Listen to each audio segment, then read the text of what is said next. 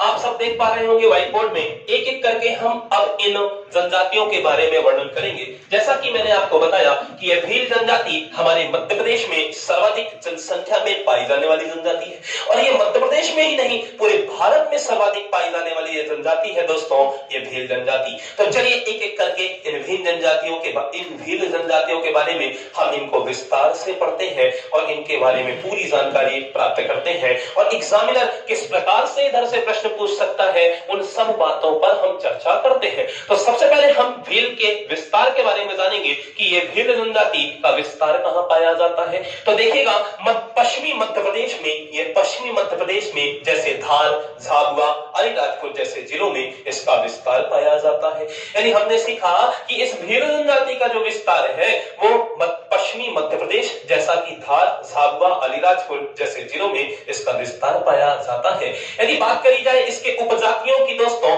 तो भिलाला, कलिया, उजला और तड़वी इसकी उपजातियां हैं। यानी उपजातियों से आप समझ पा रहे होंगे कि इसी के समतुल्य इनकी उपजातियां हैं। जैसे भील की उपजाति है भिलाला और इसी की ही है कलिया और इसी की है उजला और इसी की है तड़वी। ठीक है, याद आप कैसे रखेंगे? हाँ, तो भील, कलाला, कलिया, उजला, तड़वी है। भील, कलाला, कलिया, अरे लाला मतलब बेटा, अब वो कलिया है तो भील, कलाला, कलिया, उजला, तड़वी है। भील, कलाला, कलिया, उजला, तड़वी है। आप याद रखना ये पेपर में सर्वाधिक पूछा जाएगा। इन उपजातियों को बहुत ज्यादा पूछा जाता है और ये उपजातियां बहुत सारी होती हैं, याद कर पाना मुश्किल होता है। तो भील से एक जैसा लग रहा है भिलाला, तो भील, कलाला, कलिया, उजला, तड़वी है। एक बार और जरा बोलिएगा फिर आगे बढ़ते हैं। ठीक है, तो भील की ये उपजातियां हो गई, याद रखिएगा। आगे बढ़ते हैं। इनमें विवाह की यदि बात करी जाए दोस्तों तो इनके विवाह को भगोरिया कहा जाता है। इनके विवाह को क्या कहा जाता है? भगोरिया। यह एक इनका त्योहार होता है, एक इनका उत्सव होता है जो बहुत ही बढ़िया तरीके से ये बनाते हैं, याद रखिएगा। तो इनके विवाह को हम क्या नाम देते हैं? इनके विवाह को क्या कहा जाता है? भगोरिया। और यह विवाह किस प्रकार से संपन्न होता है थोड़ा इन पे भी चर्चाएं करते हैं दोस्तों। ये मालवा क्षेत्र में ये बनाया जाता है। इनका विवाह ये जो भगोरिया है ये मालवा क्षेत्र में ज्यादा संपन्न होता है क्योंकि मालवा ही मध्य प्रदेश का पश्चिमी क्षेत्र है और इसका विस्तार भी पश्चिमी क्षेत्रों में पाया जाता है, इसलिए मालवा में ये उत्सव ज्यादा बनाया जाता है। याद रखिएगा ये 20 स्थानों में होता है, लगभग ये हमारे यहाँ 20 स्थानों में यह उत्सव मनाया जाता है, यह विवाह इनका बनाया जाता है। यदि बात करें ये 7 दिन तक चलता है, इनका विवाह की जो ये प्रक्रिया है वो 7 दिनों तक चलती है और होली के समय में ज्यादा होता है। तो होली के समय में ये होता है, ये विवाह इनका 7 दिनों में होता है। और क्या होता है? ये 3 चरणों में संपन्न होने वाला इनका विवाह है। कितने चरण होते हैं? 3। ठीक है, तो 3 चरणों में इनका विवाह संपन्न होता है। जो पहला चरण है उसे हम गुलालिया कहते हैं, जो दूसरा चरण है उसे हम गोल गदेड़ो कहते हैं और जो तीसरा चरण है उसे हम उजाड़िया कहते हैं। तो इस तरह ये 3 स्टेज में संपन्न होने वाला ये इनका विवाह उत्सव है दोस्तों। और गुलालिया आप जानते हैं कि नाम से भी स्पष्ट हो रहा है, तो देखिएगा इनका विवाह कितना अच्छे से संपन्न होता है कि यहाँ पर जो महिलाएं होती हैं वो अपने पसंद के पुरुष को क्या लगा देती हैं? गाल में गुलाल। ठीक है, अभी होली के समय में हो रहा है तो गुलाल ही लगाएंगी कि नहीं लगाएंगी? ठीक है, तो उनको यदि गुलाल लगा देती हैं तो इससे यह पता चल जाता है कि हम इनसे अब विवाह करने वाले हैं या यही इनकी क्या होंगी? धर्म पत्नी होंगी या इन्हीं और महिलाओं के लिए क्या होंगे? पति होंगे। ठीक है, तो क्या होगा कि महिलाएं अपने पसंद के पुरुष के को क्या करेंगी? गुलाल लगा देती हैं, तो ये गुलालिया हो जाते हैं। ठीक है, तो याद रखिएगा कि गुलालिया ये विवाह इनकी प्रक्रिया सबको समझ में आया? ठीक है, भाई दूसरे वाले में आइए, इतना खुश मत होइए। दूसरे वाले में आइए कि जो लोग बेचारे बच जाएं तो उनका भी कुछ होगा कि नहीं होगा। मान लो किसी ने किसी को नहीं लगाया गुलाल तो उनका क्या होगा? तो यह भी तो आपको जानना पड़ेगा। वो थोड़ी ऐसे कुमारे रहेंगे, तो कैसा क्या होगा? तो देखिएगा जो गुलालिया होगा वो 2 दिन तक चलता है, जो गोल गदेड़ो होगा वो 3 दिन तक चलता है। टोटल कितना है? 7 दिन। 7 दिन में ही आपको विवाह कर लेना, उसके बाद उनको मतलब नहीं है। ठीक है, तो याद रखिएगा कि गुलालिया 2 दिन तक होगा और जो गोल गदेड़ो होगा वो 3 दिन तक होता है। इसमें गोल गदेड़ो का मतलब ऐसा होगा कि कोई एक क्या होगा? एक खंबा होगा, ठीक है, एक बड़ा मोटा सा एक पिलर, यानी एक लकड़ी का एक क्या बना देते हैं, एक पिलर यानी बना देते हैं, ऐसा समझिए खंबा। ठीक है, अब उसमें क्या होगा कि पुरुष जो होते हैं उस पर चढ़ते हैं, ठीक है, और जो दूसरे पुरुष होंगे वो उसको नहीं चढ़ने देते, क्योंकि जो वो चढ़ जाएगा वो अपनी पसंद की महिला के साथ विवाह करेगा, तो दूसरा तो चाहेगा नहीं कि ऐसा हम करने दें। ठीक है, तो उसको खींचते हैं और ऐसा ही इनका विवाह संपन्न होने लगता है। ठीक है, तो याद रखिएगा कि जो गोल गधेड़ों विवाह होता है वो कुछ इसी तरह से होता है कि इस खंबे के चारों तरफ गोल गोल लोग घूमते हैं कि हम चढ़ जाएं। अब देखो यहाँ पे बूढ़े अपना चांस तो मार नहीं सकते, यहाँ पे भी एक बात अच्छी है ना, देखिए भले चीजों को बहुत अच्छे से समझिए कि यहाँ पे बूढ़ों का चांस लग नहीं सकता क्योंकि वो चढ़ नहीं सकते, सही है कि नहीं? अगर चढ़ेंगे नहीं तो फिर जवान लोगों का ही नंबर आएगा। ठीक है, तो अच्छा विवाह प्रक्रिया, चलिए, नहीं तो बूढ़े चढ़ जाएंगे तो फिर गलत नहीं हो जाएगा। ठीक है, समझिएगा। तो गोल गधेड़ों में यही होगा, क्या होता है कि यहाँ पे खंबे पे लोग गोल गोल घूमते हुए, और इसके गोल गधेड़ों से गोल गोल घूमने से याद रखना, और वो चढ़ते हैं। ठीक है, जो सबसे ऊपर चढ़ जाएगा, ठीक है, तो उसी को ही सबसे पहले उसके चॉइस के अनुसार उनकी महिला उनको धर्मपत्नी मिलेंगी। ठीक है, पुरुष नहीं मिलेंगे, महिला मिलेंगी, महिला मिलेंगी सर, महिला। ठीक है, आदमी से थोड़ी शादी करेगा उतनी मेहनत करने का, कैसी बात कर रहे हो आप? ठीक है, धारा 377 आ गई है, लेकिन अभी इनमें वो ऐसा थोड़ी होगा। ठीक है, ये बात तो सही बोली आपने। चलिए, तो ऐसा आप तो नहीं चढ़ जाएंगे किसी पुरुष के लिए, ठीक है, ऐसा मत करिएगा, आगे बढ़िएगा। अभी 3 दिन में ये, 2 दिन में ये, अब बचे कितने दिन? 2 दिन, उसमें भी कुछ होगा। तो उजाड़िया जो होता है ये, अब ये सब संपन्न होने के बाद, ये विवाह प्रक्रिया संपन्न होने के बाद इनका मेला लगता है, और जब मेला खत्म होने की बात आती है तो उस मेले में सभी महिलाएं, अब तो एक क्या हो गया, अब इनका एक शादी वादी तो हो ही गई है, आप समझ पा रहे हैं। अभी 2 दिन 3 दिन में, 2 दिन में यहाँ पे हुई और 3 दिन इस प्रोसेस से हुई, तो 5 दिन में शादियां हुई, तो फिर 2 दिन अब क्या होगा, खरीदारी होगी। ठीक है, तो वो 2 दिन मेले के होते हैं जिसमें खरीदारी होती है। अब वो मेला उजड़ने का समय आ जाता है, इसलिए उसे वो उजाड़िया कहते हैं। तो याद रहेगा, बन जाएगा सबसे। ठीक है, तो 3 स्टेज में इसके विवाह है। पहला है गुलालिया, दूसरा गोल गधेड़ों, तीसरा उजाड़िया। ये 7 दिन पूरे हो गए, 2 3 दिन और यहाँ पर 2 दिन। ठीक है, तो 2 3 5 और 2 7, ये 7 दिन का इनका विवाह प्रक्रिया संपन्न होती है। बहुत ही खूबसूरत और बहुत ही बढ़िया ये विवाह प्रक्रियाएं होती हैं। ठीक है, और आपने सीखा ही, होली के समय में होती है, 7 दिनों के लिए होती है, मालवा क्षेत्र में होती है, 20 स्थानों में होती है, 3 स्टेज यानी 3 चरणों में संपन्न होती है। तो इस तरह आप इनको याद रख सकते हैं। याद रहेगा सबसे, याद रहेगा सबको। और आगे बढ़िएगा, यदि नृत्य में आपने देखा, अभी देवता की यदि बात करें दोस्तों, यदि देवता में आइएगा, राजपंथा और भील माता इनके देवता है। राजपंथा और भील माता इनके देवता है। यदि बात करें नृत्य की, तो भगोरिया इनका नृत्य है, भगोरिया इनका विवाह है। ठीक है, तो यही इनका विवाह भी है और यही इनका नृत्य भी है। तो याद रखेंगे, भगोरिया, भा से भील, भा से भगोरिया, भा से भगोरिया। ठीक है, याद रहेगा। आगे बढ़िएगा, इनमें विशेषताओं की बात करें तो जो इसमें कृषि होती है वो चिमाता कृषि होती है, जिसे हम झूमिंग कृषि भी कहते हैं, जिसमें किसान क्या करते हैं कि अब यहाँ पर जंगलों में क्या करेंगे कि उस पेड़ों को काटकर उसमें आग वाग लगाकर फिर उसमें खेती करते हैं। ठीक है, तो ये होती है झूमिंग कृषि, यानी पेड़ों को काटा, उसमें फिर वो उस खेत में, उस जगह पे वहां पे आग वाग लगा के और उसको साफ सुथरा मतलब करके और क्या करते हैं, उसमें खेती करते हैं। ठीक है, इसे ही झूमिंग कृषि कही जाती है। यदि बात करें कि सबसे पवित्र व्यक्ति का नाम क्या होगा, तो भगत या मध्वी हम उसे कहते हैं। जो सबसे पवित्र व्यक्ति होता है उसे हम भगत या मध्वी कहते हैं। यदि बात करें पुजारो, यानी पुजारो कौन होता है, जो उपचार करने वाला चिकित्सक होता है। ये क्या होता है, ये डॉक्टर साहब है, ये इनके क्या है, डॉक्टर साहब है। तो पुजारो कौन होगा, डॉक्टर साहब। यानी भीलों का डॉक्टर कौन होता है, पुजारो, जो उन्हीं से भी बीच में किसी से होता है। अभी इसका मतलब ये नहीं है कि वो MBBS करके आए, ठीक है, कोई बात नहीं, वो डॉक्टर साहब है उनके, तो बस सबको मानना पड़ेगा कि पुजारो है और वो क्या है, उनके डॉक्टर है, मतलब उपचार करने वाले चिकित्सक हैं। ठीक है, उपचार करने वाले चिकित्सक है, बहुत बढ़िया। कोटवाल जो होंगे वो गांव की देखभाल करने वाले काम करते हैं। ठीक है, मतलब ये एक सैनिक है, ठीक है, एक पुलिस वाले हैं, एक सैनिक है ये। ठीक है, तो कोटवाल साहब कौन होंगे, जो इन गांव की देखभाल करने का कार्य करेंगे। चलिए, बहुत बढ़िया। यदि भीलों का उपासना का वाला जानवर देखें तो उपासना वाला जानवर कौन है, नाग है। कौन है, नाग।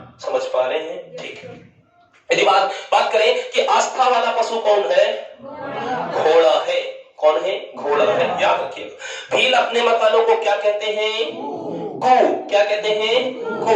बहुत बढ़िया। हाँ, गहना प्रिय जनजाति है ये भीलों की। ये कैसी है? गहना। गहना गहना पहनना ये बहुत पसंद करते हैं, मतलब आभूषण को पहनना ये बहुत पसंद करते हैं। ठीक है, तो आभूषण यानी गहना प्रिय जनजाति है ये भीलों की जनजाति। ठीक है, और क्या लिखा है कि द भील पुस्तक के लेखक टीवी नायर हैं। कौन है? द भील पुस्तक के लेखक कौन है? टीवी नायर। ठीक है, और भील इतनी प्रसिद्ध जनजाति है और ये महाराणा प्रताप का वंशज अपने आप को मानती है। इसमें एक वन लाइनर फैक्ट और लिख सकते हैं कि महाराणा प्रताप का वंशज अपने आप को मानती है। और ये तीरंदाजी में बहुत ही ज्यादा कुशल होते हैं और ये जंगलों में रहते हैं और तीरंदाजी में कुशल होते हैं। और वास्तव में सही है कि भीलों ने ही मदद की थी महाराणा प्रताप जी की, और महाराणा प्रताप इन्हीं के साथ रहते भी थे और ये बहुत कुशल होते हैं ये तीरंदाजी में। ठीक है, तो महाराणा प्रताप का वंशज भी अपने आप को ये समझते हैं। और द भील पुस्तक के लेखक टीवी नायर, क्योंकि भील इतने प्रसिद्ध हो गए कि क्योंकि वो महाराणा प्रताप के साथ रहते थे तो प्रसिद्ध तो होंगे। और भारत देश की नहीं, पूरे मध्य प्रदेश की ही नहीं, सॉरी पूरे भारत की भी ये सबसे जनसंख्या ज्यादा वाली जनजाति है। तो ये टीवी में भी आएंगे कि नहीं आएंगे? ठीक है, तो टीवी नायर इनके क्या है? इनके पुस्तक के लेखक है। यानी द भील पुस्तक के लेखक कौन होगा? टीवी नायर। क्योंकि भील जनजाति पूरे भारत की सबसे जनसंख्या वाली जनजाति है और मध्य प्रदेश की भी सबसे ज्यादा जनसंख्या वाली जनजाति है, इसलिए अब ये टीवी में आने लगे हैं। इसलिए टीवी नायर इनके कौन होंगे? द भील पुस्तक के लेखक कौन होंगे? याद रहेगा। ठीक है, तो सबको याद रखिएगा, महाराणा प्रताप जी के ये क्या है? वंशज मानते हैं अपने आप को। ठीक है, तो इस बात को याद रखिएगा, महाराणा प्रताप का वंशज मानते हैं। तो हम इसमें लिख सकते हैं, जगह है इसमें।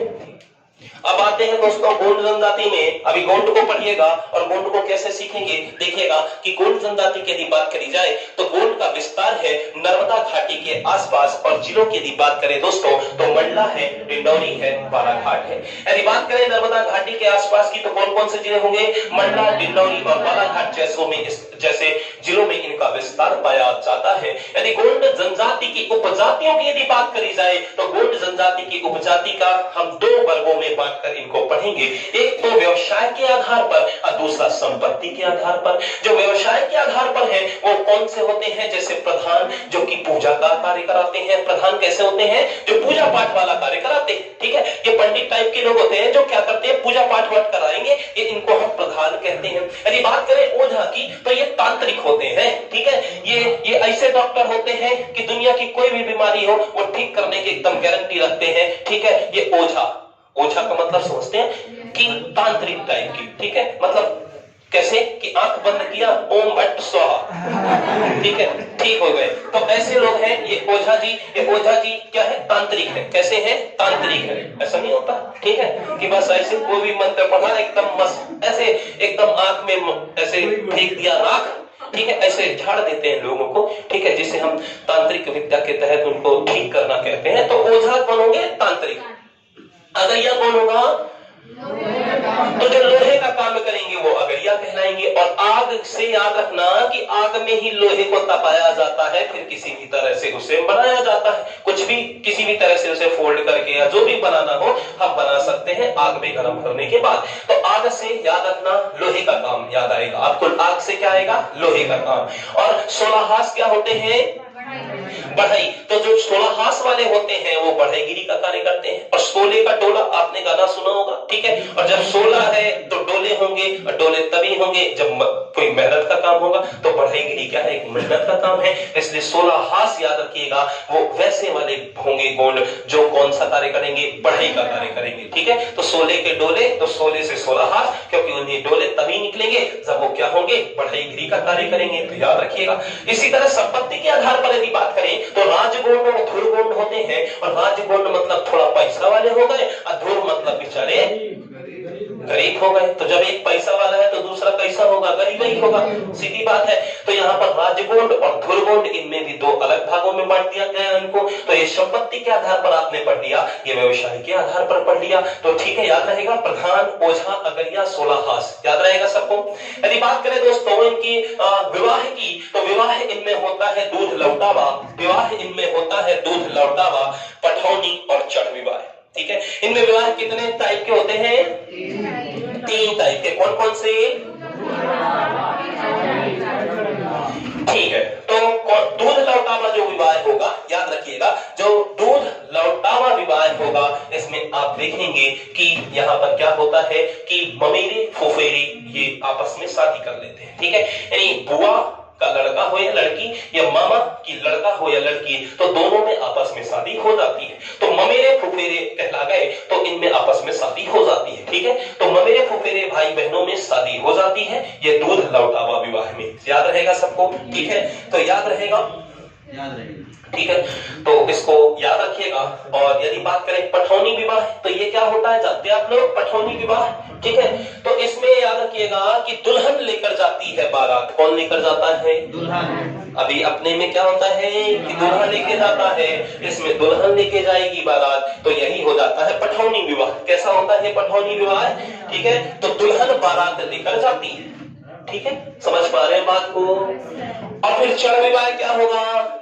ये चढ़ विवाह में क्या होगा कि दूल्हा लेकर बारात जाता है। अभी दूल्हा चढ़ेगा घोड़ी में तभी तो ले जाएगा बारात, और यहाँ पर दुल्हन चढ़ जाती है घोड़ी में तो वो लेके चली जाती है। ठीक है, तो पठौनी विवाह में दुल्हन लेके जाती है बारात और चढ़ विवाह में दूल्हा लेके आ जाता है बारात। ठीक है, तो याद रखिएगा। और दूध लौटावा में क्या होगा? ममेरे फुफेरे भाई बहनों की शादी हो जाती है। समझ पा रहे बात को? ठीक है, तो यही होता है विवाह। यदि बात करें देवता की, तो बड़ा देव और नारायण देव इनके देवता हैं। कौन से हैं इनके देवता? बड़ा देव और नारायण देव क्या है? इनके देवता हैं। यदि बात करें इनके नृत्य की, तो दोस्तों इनमें नृत्य याद रखिएगा, जिस तरह भील का नृत्य था भगोरिया, उसी तरह इनके नृत्य बड़े फेमस हैं और ये नृत्य हमेशा और हमेशा एग्जाम में ज्यादा पूछे जाते हैं। तो इनके नृत्यों को याद रखिएगा। और इनके नृत्य कुछ इस प्रकार से हैं कि जैसे सैला है, सजना है, दीवानी है, बिरचा है, बड़ौनी है, सुबा है, कर्मा है, कहरवा है, ये इनके क्या है? नृत्य है। इनके नृत्यों की संख्या आप देख सकते हैं 1 2 3 4 5 6 7 8, टोटल 8 नृत्य है। इन नृत्य को याद रखना पड़ेगा। कौन सा है? कहरवा, कर्मा, बड़ौनी, बिरचा, ठीक है, सजना, दीवानी, सैला, ये सब क्या है? इनके नृत्य हैं।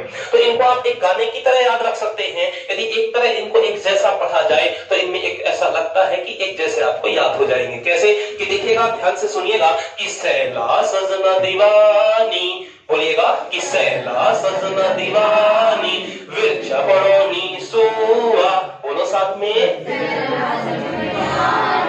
सैला सजना दीवानी, बिरचा बड़ौनी सुआ, कर्म कहरवा। ठीक है, एक साथ जब बोलेंगे तो एक लय ताल सुर से बोलिएगा तो थोड़ा अच्छा भी लगेगा और याद भी हो जाएगा। कैसे कहा हमने कि सैला सजना दीवानी, बिरचा बड़ौनी सुआ, कर्म कहरवा।